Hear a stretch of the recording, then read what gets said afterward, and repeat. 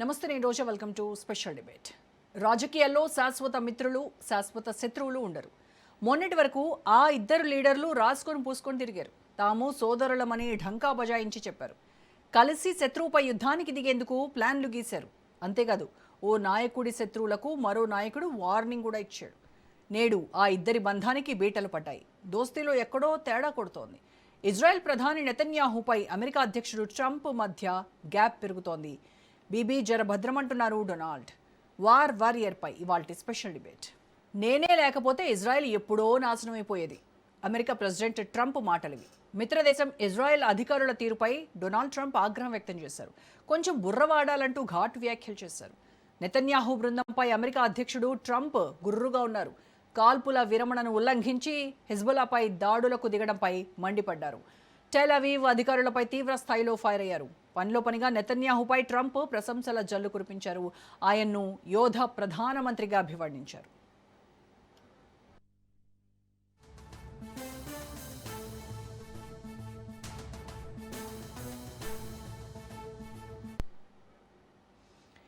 హెజ్బుల్లాతో కాల్పుల విరమణకు అంగీకరించాలని తాను వ్యక్తిగతంగా ఇజ్రాయెల్ను కోరినట్టు ట్రంప్ చెప్పుకొచ్చారు. ఇజ్రాయెల్ లెబనాన్ సరిహద్దుల్లో చోటు చేసుకుంటున్న ఉద్రిక్తతలు టెహ్రాన్పై తీవ్ర ప్రభావం చూపనున్నాయి.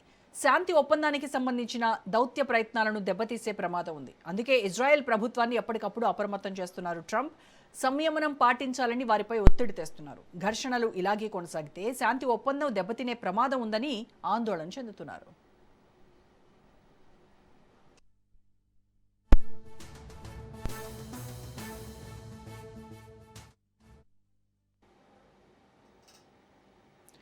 ఇజ్రాయెల్ మనుగడకు తమ విదేశాంగ విధాన నిర్ణయాలు చాలా అవసరమని ట్రంప్ అభిప్రాయపడ్డారు.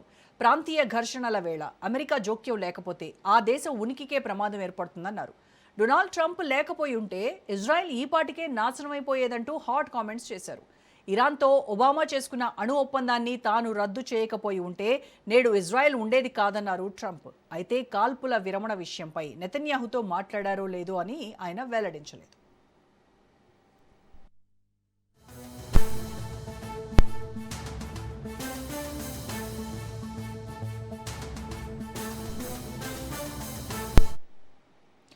ఇరాన్తో కుదిరిన శాంతి ఒప్పందాన్ని నెతన్యాహు నిర్వీర్యం చేసే అవకాశం ఉందని అమెరికా నిఘా సంస్థలు ట్రంప్ను హెచ్చరించినట్లు వాషింగ్టన్ పోస్ట్ ఒక కథనాన్ని ప్రచురించింది. హెజ్బుల్లాపై ఇజ్రాయెల్ సైనిక చర్యలను కొనసాగించేందుకు సిద్ధంగా ఉందని ఆ కథనాల సారాంశం. 2026 చివరిలో ఇజ్రాయెల్లో జాతీయ ఎన్నికలు జరగనున్నాయి. నెతన్యాహుకు ఆ ఎలక్షన్స్ చాలా కీలకం. అందుకే లెబనాన్ నుంచి సైన్యాన్ని ఉపసంహరించుకోబోనని, హెజ్బుల్లాతో పోరాటాన్ని తీవ్రతరం చేస్తారని ఆయన చెప్పుకొస్తున్నారు. తన సంకల్పాన్ని దేశ ప్రజలకు చూపించడంపైనే నెతన్యాహు రాజకీయ భవిష్యత్తు ఆధారపడి ఉంది.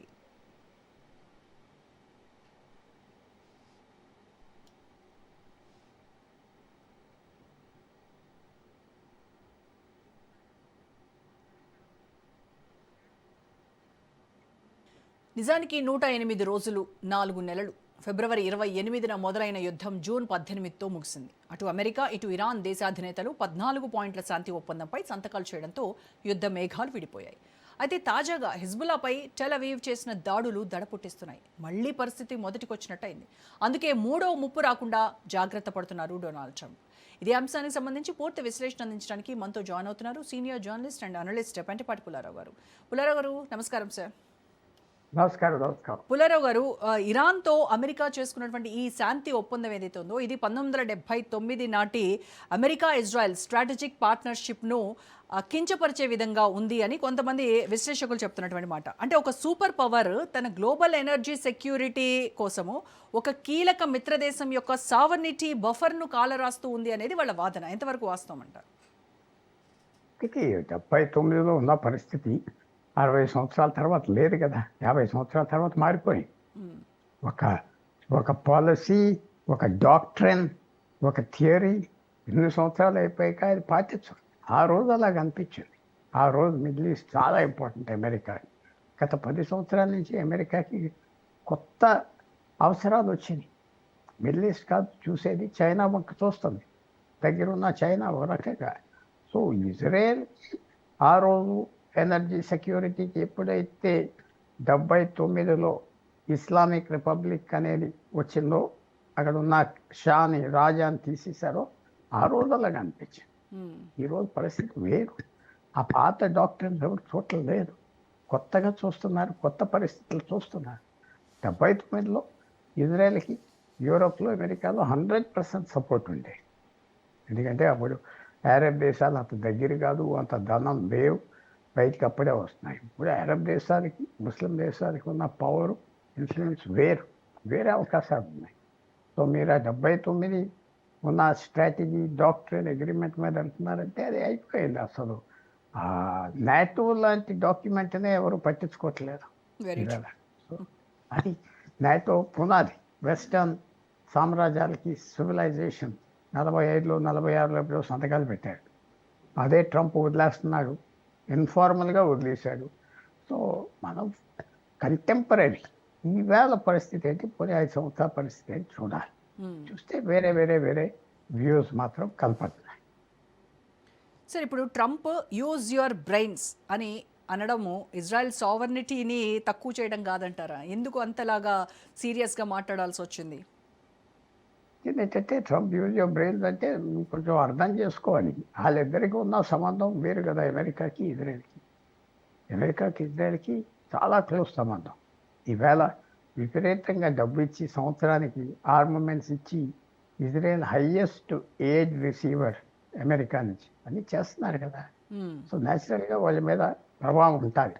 ఇప్పటి వరకు ఎలా ఉండేదంటే ఇజ్రాయెల్కి అమెరికా మీద ప్రభావం ఉండేది. ఇజ్రాయెల్ అంటే భయపడేవారు అమెరికన్ పాలిటీషియన్స్. వాళ్ళకున్న పలుకుబడి ఎక్కడ, ఆ జూయిష్ కమ్యూనిటీకి, ఆ ఇన్స్టిట్యూషన్స్కి, వాళ్ళకి జూయిష్ పీపుల్కి ఉన్న సాఫ్ట్ పవర్. ఎక్కడికి వెళ్ళినా ధనవంతులు వాళ్ళు, యూనివర్సిటీస్లో వాళ్ళు, ఆర్టిస్ట్స్ వాళ్ళు, చాలా చిన్న కమ్యూనిటీ అయినా డామినేట్ చేసేవారు. కానీ గత 2 సంవత్సరాల్లో ఇజ్రాయెల్ వాళ్ళ సాఫ్ట్ పవర్ని, గుడ్విల్ని వాడేసిందా, ఇవాళ టార్గెట్ అయిపోతుందంటే అలా కలపదు. కానీ ఇజ్రాయెల్కి వచ్చిన ప్రాబ్లం ఏంటంటే ఒంటరిగా ఏం చేయలేదు అక్కడ. ఇప్పుడు భయపడేది అమెరికా వెళ్ళిపోతారు. ఇంకా అమెరికా ఇరాన్ ఒకటైపోతారు, అమెరికా సాఫ్ట్ అయిపోతారు. మన పని ఏంటంటే ఇరాన్ ఏంటంటే టైం గడుపుకోవాలి. ఇంకా ఒక 5 సంవత్సరాల తర్వాత, 10 సంవత్సరాల తర్వాత ఇజ్రాయెల్ మనకు దొరికిపోతుంది. బయట వాళ్ళు ప్రొటెక్ట్ చేయరు. ఆ ధైర్యం వచ్చేసింది. ఆ ధైర్యం ఇజ్రాయెల్కి వచ్చింది. 2-3 నెలల క్రితం ఇజ్రాయెల్ ఆర్మీ చీఫ్ ఏమన్నాడంటే ఓపెన్గా అన్నాడు, మన సైన్యంలో యూత్ చచ్చిపోతున్నారు, 24 గంటల యుద్ధం, ఇప్పుడు రెస్ట్ లేదు, ఇది ఎలా సాగుతుంది, మ్యాన్ పవర్ దొరకట్లేదు ఇజ్రాయెల్లో. 24 గంటల యుద్ధం, 24 గంటల టెన్షన్, ఒక రోజు కాదు, డెకేడ్స్, దశాబ్దాలుగా జరుగుతుంది. ఏదో సొల్యూషన్ కావాలి. అది ఆర్మీ చీఫ్ అన్నారు. 24 hours యుద్ధం చేస్తుంది. ఎలా సొల్యూషన్ ఏంటి, ఎలాగా? ఇప్పుడు రోజు ఇంకా పవర్ఫుల్ అయిపోతారు. ఇరాన్ అమెరికాతో స్నేహం చేసుకొని పవర్ఫుల్ అయిపోతారు. అందువల్ల ఇవన్నీ ఆలోచనలు ఉన్నాయి. ఏం చేయాలి ఇమ్మీడియట్గా? ఒకటి దూరదృష్టిగా ఇమ్మీడియట్గా ఇజ్రాయెల్ టార్గెట్ ఏంటంటే లెబనాన్ వాళ్ళ బోర్డర్లో ఉన్నారు, ఇరాన్ కాదు. లెబనాన్ వాడి వాళ్ళ బోర్డర్లో ఉన్నారు కాబట్టి ఇరాన్ అటాక్ చేస్తుంది. సో అక్కడ ఆక్రమించే భూమి అది మేము ఉంచుకుంటాం, ఓకే, అది మీరు ఖాళీ చేయాలి అని హెజ్బుల్లా. అది తప్పు. ఇప్పుడు తన దేశాన్ని కాపాడుకోవాల్సినటువంటి ఇజ్రాయెల్ అమెరికా చెప్పేటువంటి శాంతి ఒప్పందాల వైపు చూడాలి అని అంటే అది ఎగ్జిస్టెన్షియల్ రిస్క్ కాదంటారా? అంటే ఒకటి, రేపు భారతదేశానికి చైనాకి అగ్రిమెంట్ వస్తే పాకిస్తాన్ ఏం పరిస్థితిలో ఉంటుంది? అలా ఉన్నది ఇజ్రాయెల్ పరిస్థితి. అమెరికా ఇరాన్ ఒకటైపోతాయి. ఒకటంటే ఒప్పందం వస్తాయి. అది ఇరానే biggest enemy Israel. Saudi Arabia అందరూ ఏం పట్టించుకోవట్లేదు, వదిలేసారు. ఇజ్రాయెల్ సర్వైవ్ అవనే మంచిది అంటున్నారు. సో అది వాళ్ళకి ఆ నర్వస్నెస్ వచ్చింది. అనుకున్నది అవ్వలేదు యుద్ధం. బాగా చేశారు, డ్యామేజ్ చేశారు, డిస్ట్రాయ్ చేశారు, కానీ అనుకున్నది అవ్వలేదు. ఎంత విశేషమైన యుద్ధం చేశారు. వాళ్ళ టాప్ 50 పీపుల్ని వార్ స్టార్ట్ చేసే రోజున చంపేశారు, అసాసినేట్ చేసి. మర్చిపోతున్నాం మనం. 100 days ago ఫిబ్రవరి 27, 28 అయతుల్లా చంపేశారు. డిఫెన్స్ మినిస్టర్ని, ఆర్మీ చీఫ్ని, న్యూక్లియర్ అటాక్ చేసే చీఫ్ని 50 మందిని చంపేశారు. అది ఎంత సులభంగా చంపేశారు. గవర్నమెంట్ మారిపోతుందంటే మారలేదు. అది పెద్ద కొన్ని కారణాలకి మారలేదు. సో ఇజ్రాయెల్ ఫీలింగ్, ఇజ్రాయెల్లో ఉన్న ఫీలింగ్, బయట ఉన్న వాళ్ళ ఫీలింగ్ ఫిబ్రవరి 28 కంటే ఈవేళ ఇరాన్ బలంగా ఉన్నారు, ఇజ్రాయెల్ బలహీనంగా ఉన్నారు అని అనిపిస్తుంది. సో అది పెద్ద సైకలాజికల్గా ఎక్కడ ఏంటి ఎలాగెళ్తాం అని ఒక ఫియర్ ఉన్నారు ఇజ్రాయెల్. అది నేతాన్యూ రియాక్ట్ అవుతున్నారు, ఏం అవ్వలేదు, మేము ఉన్నాం, అమెరికా ఇరాన్ ఒప్పందం చేసుకుంటే మేము పార్టీ కాదు, దానికి మా ఇంట్రెస్ట్ నాకు చూస్తాం, దానికి అమెరికా ఏమన్నారు, మీరు మమ్మల్ని మా దగ్గర ఇది అడుక్కుని తిని వ్యవహారం ఇది అని ఇంకో రకంగా చెప్పిన మాటలు అయ్యి. కానీ మళ్ళీ ట్రంప్ నిన్నటి నుంచి వరీ అవ్వడం, ఎందుకంటే ఇజ్రాయెల్ ఉన్న పవర్ వేరు. ఫర్ ఎగ్జాంపుల్ ఆయన అల్లుడు జూయిష్, ఆయన మెయిన్ నెగోషియేటర్ స్టీవెన్ విటికాఫ్ జూయిష్, చుట్టూరా జూసే ఉన్నారు, ట్రెజరీ సెక్రటరీ జూ, సెనేటర్స్ ఉన్నారు. సో కొద్దిగా నాకు బెస్ట్ ఫ్రెండ్ ఇది అది చెప్తా వచ్చాయి. ఎందుకంటే ఇరాన్ వారు చూడవలసింది ఏదో రకంగా అమెరికా బయటకు వచ్చేయాలి, యుద్ధం నుంచి తప్పు చేసామని కాదు, బయటకు వచ్చేయాలి అని సంతకం ఒప్పందం పెట్టారు, బయటకు వచ్చారు. బయటకు వచ్చాక ఏమవుతుంది, ఇరాన్కి అగ్రిమెంటు మంచిగా ఉన్నది, పాటిస్తే ఇరాన్కి చాలా మంచిది. పర్మనెంట్గా అది ఇస్లామిక్ రిపబ్లిక్, పర్మనెంట్ అంటే 20 years 30 years ఇంకా ఉండొచ్చు, డబ్బులు వస్తాయి, అన్నీ తీసేస్తున్నారు అది మీద. సో అగ్రిమెంట్ కూడా ఇజ్రాయెల్కి ఏమనిపించిందంటే చాలా మంచి అగ్రిమెంట్ వాళ్ళకి ఇచ్చారు. మంచి అగ్రిమెంట్ ఇవ్వకపోతే ఇరాన్ ఇంప్లిమెంట్ చేయదు. అది కూడా పెద్ద సైకాలజీ వాడారు అమెరికన్స్, మనం తగ్గించుకోవడం. వాళ్ళకి ఎక్స్పీరియన్స్ ఉన్నది. మన సంతకం పెట్టిన చోట వెరసైల్స్ ఎవరు పెట్టారు, డొనాల్డ్ ట్రంప్ ఒక ప్యాలెస్లో పెట్టాడు ఫ్రాన్స్, సింబాలిక్గా 1919లో. అక్కడే ఇంగ్లాండ్ జర్మనీతో పెట్టింది సరెండర్, కానీ తీవ్రమైన కండిషన్స్ పెట్టింది ఆ సరెండర్ అగ్రిమెంట్లో. జర్మనీ 15 సంవత్సరాలకు మళ్ళీ యుద్ధం చేసేది. ఇప్పుడు అలా కాదు, ఇరాన్కి అగ్రిమెంటు ఒక గోల్డ్ మైన్, చాలా మంచి దారి, విజయం వచ్చింది. అది ఇంప్లిమెంట్ చేస్తే అమెరికా వ్యూ ఏంటంటే శాంతి వస్తుంది, మనతో అలవాటు అయిపోతారు, మనకు లొంగిపోతారు. అమెరికా కూడా ఆ అగ్రిమెంటు చాలా నేను అనుకుంటున్నా, చాలామంది కూడా ఆ రకంగా అనుకుంటున్నారు. మంచి అగ్రిమెంట్ ఇవ్వకపోతే రాజీ ఉండదు కదా, కాంప్రమైజ్ ఉండదు కదా, శాబతాజ్ చేస్తారు కదా. సో డొనాల్డ్ ట్రంప్ అనేది ఏంటంటే ఇరాన్ మనం ఇలా లొంగేయచ్చు, మనతో కలిసిపోతారు, మన కాళ్ళ మీద ప్రభావం వస్తారు. ఇప్పుడు వాళ్ళ మీద ప్రభావం ఏం లేదు. ఇవాళ అమెరికాకి ఇరాన్కి దౌత్య సంబంధాలు లేవు, ఎంబసీస్ లేవు, బ్యాన్లు, వీసాలు, ఇవన్నీ వేరే వేరే వేరే వేరే ప్రాబ్లమ్స్ ఉన్నాయి. అందువల్ల ఇది ఒక ఐడియాతో చేస్తున్నారు. అది న్యాచురల్గా ఇజ్రాయెల్కి ఇన్ఫీరియారిటీ ఫీల్ అవుతున్నారు, మనకేం రోల్ లేదు, ఇరాన్ గెలిచినట్టుగా బయటకు వస్తుంది. అది కరెక్టే, ఇజ్రాయెల్కి సైకలాజికల్గా షాక్. కానీ ఏం చేయాలి వాళ్ళు, అది పెద్ద డైలమా.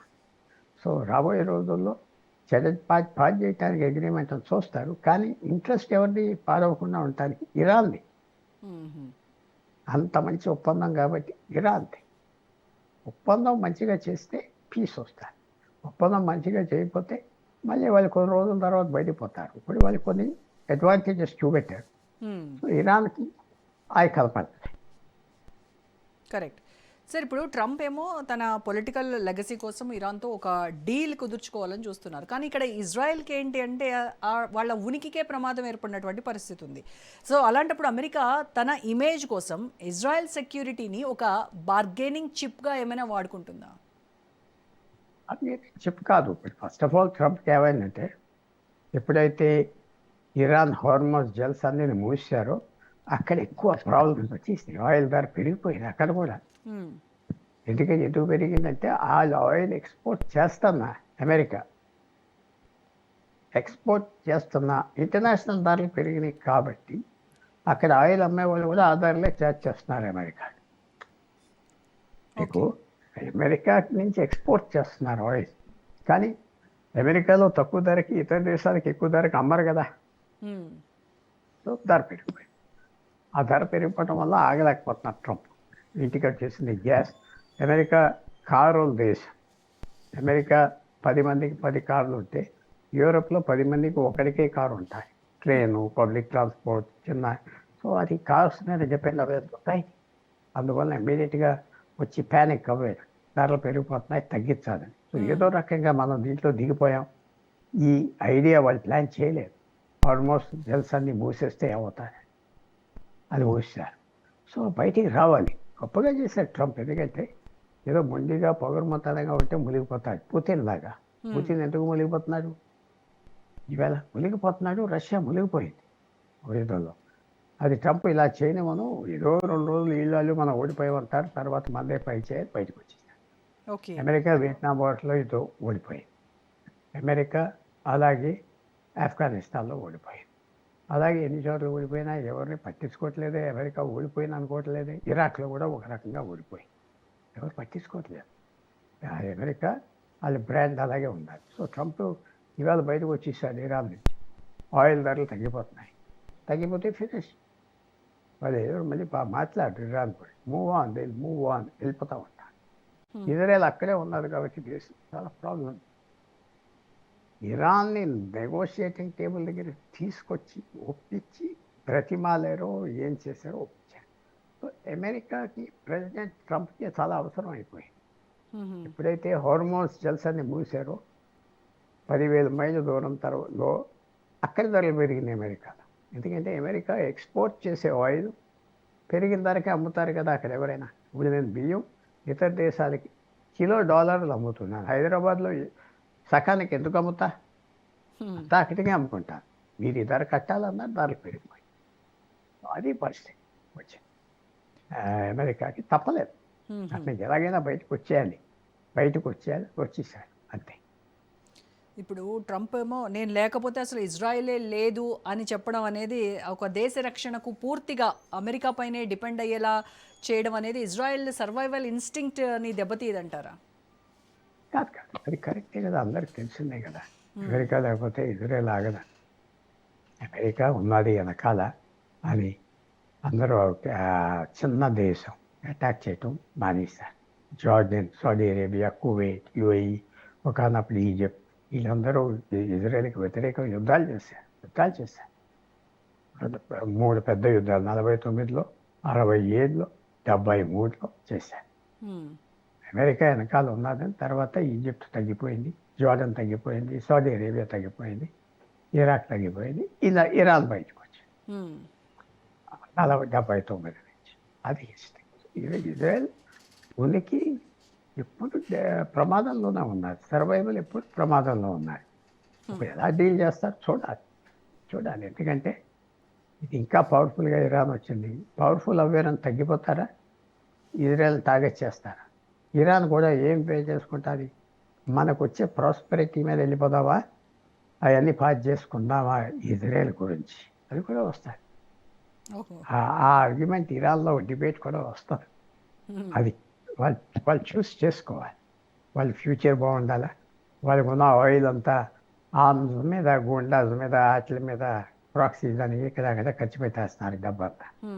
ఆయిల్ వచ్చిన డబ్బు, ఆయిల్ తక్కువగా అమ్ముతున్నారు. ప్రపంచంలో అందరూ $80 చమురు బ్యారెల్ అమ్మితే అది 40కి అమ్ముతున్నారు చైనా. సో ఇవన్నీ ఉన్న ఫ్యాక్టర్స్. ఇజ్రాయెల్కి డైలమా ఉన్నది, ఇరాన్ కూడా డైలమా ఉండాలి, ఇద్దరికి డైలమా ఉండాలి. సింపుల్ కాదు. యుద్ధాలు కూడా దిగిపోయాక ఏమవుతుందో తెలియదు. యుక్రెయిన్ చూస్తున్నారు కదా, ఓడిపోతుంది అనుకున్నారు. గత 3 నెలలు బట్టి రివర్స్ అయిపోయి యుక్రెయిన్ గెలిచేస్తుంది యుద్ధం. యుక్రెయిన్ రష్యా సంవత్సరానికి చేస్తే ఎన్ని డ్రోన్స్ చేస్తుందో యుక్రెయిన్ అని చేస్తాం. మిలియన్స్ రోజుకి చేసి వదిలేస్తాం. సో మన యుద్ధం స్టార్ట్ అవటం చాలా ఈజీ.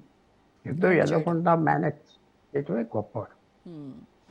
సార్, ఇక్కడ హిజ్బుల్లా వెనక ఇరాన్ ఉందని అందరికీ తెలిసినటువంటి విషయమే. అయితే అమెరికా ఓవైపు ఏమో ఇరాన్తో చర్చలు జరుపుతూనే ఇటువైపు ఆ ఇరాన్ దాడులను ఎదుర్కొంటున్నటువంటి ఇజ్రాయెల్ను సంయమనం పాటించమని చెప్పడం అనేది అమెరికా డబుల్ స్టాండర్డ్స్కి అద్దం పట్టట్లేదంటారా? డబుల్ స్టాండర్డ్స్ కాదు, ఫస్ట్ ఇరాన్తో అగ్రిమెంట్ రావాలి. ఇరాన్తో అగ్రిమెంట్ ముందరికి వెళ్ళాలి. ఇరాన్ మన ప్రభావం కింద తేవాలి.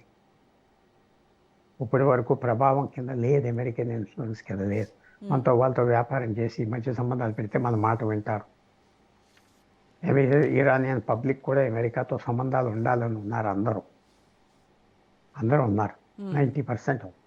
సో ఇవన్నీ ఒక ఛాన్స్ ఇద్దాం. ఇప్పుడు భారతదేశంలో మనకున్న బ్రెయిన్ పవర్ ఉన్నారు, అమెరికాకి లేదా? వాళ్ళ యూనివర్సిటీలు, వాళ్ళ థింక్ ట్యాంక్స్, వాళ్ళ కంప్యూటర్స్, వాళ్ళ ఇంటెలిజెన్స్ ఏజెన్సీస్, వాళ్ళకి మనకంటే ఎక్కువ ఉన్నారు. ఆలోచన టైంలో బాగా ఆలోచిస్తారు. పాటిస్తారా లేదా అది వేరే మాట.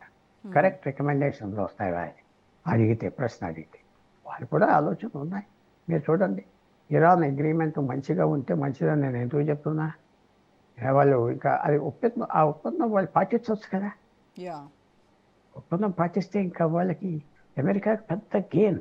ఇంకా ఇరాన్ కాంటాక్ట్లోకి వస్తారు, దౌత్య సంబంధాలు ఓపెన్ చేసేస్తారు, రోజు కలుస్తూ ఉంటారు, మాట్లాడతారు, ఎక్స్ట్రీమిజం తగ్గిపోతారు. 45 సంవత్సరాలు వాళ్ళకి ఎంబసీయే లేదు ఒకళ్ళ దేశంలో. సో అది అమెరికన్ గ్యాంబుల్. ఇజ్రాయెల్కి ఉన్న గ్యాంబుల్ అది. ఏం చేయాలి తెలియట్లేదు ఇజ్రాయెల్. సో ఇదొక పెద్ద పారాడాక్స్ అంటే ఆ సొల్యూషన్ లేని విషయం. సొల్యూషన్ దొరకదు. ఇది పారాడాక్సెస్ ఫేస్ చేసినప్పుడు అలా ముందరికి వెళ్ళిపోతూ ఉండాలి. ఆటోమేటిక్గా పారాడాక్సే కరిగిపోతుంది, లేకపోతే సొల్యూషన్ అవుతుంది. ఆ సొల్యూషన్ కోసం ఎదురు చూసి కూర్చుంటే మాత్రం నాశనం అయిపోతారు అందరూ. సో ముందరికి వెళ్ళిపోవాలి. అమెరికా ఇరాన్ ఒప్పందం. అప్పుడు దాని బై ప్రోడక్ట్స్ ఏమొస్తాయో చూడాలి. ఇరాన్ మోడరేట్ అవ్వచ్చు కదా. ఇరాన్ అవ్వచ్చు కదా. అది వాళ్ళకి ఏమై చేశారు. చైనా కొంతవరకు అగ్రెసివ్గా ఉంటారు, కొంతవరకు మోడరేట్గా ఉంటారు. సో ఆ మోడరేట్ తేవటానికి ఏం చేయాలి? మోడరేట్ అంటే మరీ ఎక్స్ట్రీమ్ కావాలి. ఇప్పుడు ట్రంప్ కామెంట్స్ వల్ల ఈ నెతన్యాహుపై అటు దేశంలో ప్రజల నుంచి అంటే ఒక డొమెస్టిక్ పొలిటికల్ ప్రెషర్ అయితే పెరుగుతుంది. సో అలాంటప్పుడు నెతన్యాహు అమెరికా ఒత్తిడిని భరిస్తూ వెనక్కి తగ్గుతారంటారా? లేదు అని అంటే వాళ్ళ మిలిటరీ డాక్ట్రైన్ ఏదైతే సూచిస్తుందో దాని ప్రకారం ముందుకు వెళ్తారా? నెతన్యాహు 91లో ప్రధానమంత్రి ఇజ్రాయెల్. మీరు మర్చిపోతున్నారు. 1991 అనుకుంటా. నేను గూగుల్ నాలెడ్జ్ చూసి చెప్పట్లేదు. 1991, 92 34 సంవత్సరాల క్రితం ప్రధానమంత్రి చేశాడు. 10 సంవత్సరాలు మళ్ళీ లేడు, మళ్ళీ వచ్చాడు. సో అతను ఆర్డినరీ పాలిటీషియన్ కాదు. తర్వాత అతను బలపడతాడు కూడా మెల్లిగా. ఎవరో ట్రంప్ రోజు రోజుకి చాలా గొప్పోడు వదలం, ఎలక్షన్ గెలిచేటట్టుగా చేస్తా నెతన్యాహు. ఎందుకంటే అమెరికన్ మాట చాలా దూరం వెళ్తాడు ఇజ్రాయెల్. తర్వాత ట్రంప్ పని చేయగలడు, ఏదైనా చేస్తాడు. ఇరాన్ కూడా భయం ఏంటి? ట్రంప్ అలాంటి యుద్ధానికి వచ్చాడు. ఎవరు అప్పటి వరకు యుద్ధం రాలేదు, భయపడకుండా చేశాడు. సో ట్రంప్కి కొన్ని ట్రంప్ కార్డులు ఉన్నాయి, పచ్చట్లు పేరు అవన్నీ ఉన్నాయి. సో నెతన్యాహు వెళ్ళిపోతే ఇజ్రాయెల్కి మంచిదా, ఆయనకి మంచిదా ఆలోచిస్తాడు. కొత్త వాళ్ళు వస్తే వీక్ అయిపోతుందా ఇజ్రాయెల్ అని ఆలోచన ఉంటాయి, డిస్కషన్ చేస్తారు. ట్రంప్ హేస్టీగా ఉంటాడు, కానీ ఇప్పుడు ఆయన పద్ధతి ఏం కలపడుతుందంటే పక్కన ఉన్న వాళ్ళ సలహాలు తీసుకుంటున్నాడు, ఒప్పుకుంటున్నాడు, దాని లైన్లో ఉంటున్నాడు. ఎందుకంటే ఆయనకి ఇష్టం వచ్చినట్టుగా ప్రవర్తించాక అంతా ఎదురు వచ్చింది కదా. చైనా నుంచి, రష్యా నుంచి, భారతదేశం నుంచి ఎదురు వచ్చింది కదా. సో ఆయన పద్ధతి కూడా కొంతవరకు మార్చుకున్నాడు, ఆలోచిస్తాడు. నెతన్యాహు ఓడిపోతే మనకు మంచిదా, ఒక శనిగా వెళ్ళిపోయాడు అనుకుంటావా, లేకపోతే ఇరాన్కి ఇంకా బలం పెరుగుతుందా? ఇవన్నీ క్యాల్కులేషన్స్ ఉంటాయి. క్యాల్కులేషన్స్ చాలా చేస్తారు వాళ్ళు. సో ట్రంప్ అండ్ నెతన్యాహు మధ్య ఇప్పుడు జరుగుతున్న ఈ డైలాగ్ వార్ చివరికి ఎవరికి లాభం అంటారు? హిజ్బుల్లాకా, ఇరాన్కా? అది ఇరాన్ కూడా హ్యాపీ అవుతుంది కదా, ట్రంప్ మన పక్కన ఉన్నారని. ట్రంప్ కష్టపడుతున్నారు. ఇజ్రాయెల్ ఇదే ట్రబుల్ సంపద. ట్రంప్ మంచోడు, మాటకి నిలబడతాడు. అది కూడా వస్తుంది కదా. అమెరికన్ వైస్ ప్రెసిడెంట్ ఇజ్రాయెల్ని తిడతాం ఎంత, అది కూడా ఇరాన్ హ్యాపీ అవుతున్నారు కదా, వీళ్ళు మంచోళ్ళు, వీళ్ళతో చేసుకోవచ్చు. ఎన్నో యాంగిల్స్ ఉన్నాయి రోజా గారు. ఒక యాంగిల్ కాదు ఇది, ఒక వ్యూ కాదు, ఒక టెలిస్కోప్లో నేను చూసేది కాదు. ఇది 100 టెలిస్కోప్స్ నుంచి చూడాలి. సో 100 టెలిస్కోప్స్ నుంచి చూడలేం కాబట్టి మనం జరిగాక మనం అనలైజ్ చేయటం బెటర్ ఏమో. ఏం జరుగుతుందో చూడాలంతే, చూడాలి. ఎందుకంటే అన్ని యాంగిల్స్ ఉన్నాయి, చాలా యాంగిల్స్. సో రష్యా కూడా ఒక పక్కన ఇజ్రాయెల్ బలంగా ఉండాలి. ఎందుకంటే 30% 40% ఇజ్రాయెలీస్ రష్యా నుంచి వచ్చి రష్యన్స్ మాట్లాడతారు. మ్మ్. రష్యన్ స్పీచ్ వాళ్ళది. రష్యన్ కూడా కొన్ని ఇబ్బందులు ఉన్నాయి ఒక దాంట్లో. తర్వాత చైనాకు కూడా ఇజ్రాయెల్ బలంగా ఉండాలి. ఇజ్రాయెల్ బలంగా లేకపోతే వాళ్ళ మాట ఎవరు వింటారు అక్కడ? కరెక్ట్. అవన్నీ సో 100 టెలిస్కోప్స్ 100 మైక్రోస్కోప్స్తో మనం చూడాలి. చూస్తాం చేయటం కుదరదు కాబట్టి బెటర్ అటాప్సీ చేయటం అవ్వేక ప్రిడిక్షన్స్ కంటే Yeah. Israel, America, Iran. Right sir, thank you so much Pullarao గారు. రైట్, ఇది వాళ్ళ special debate. Stay tune to Raj news.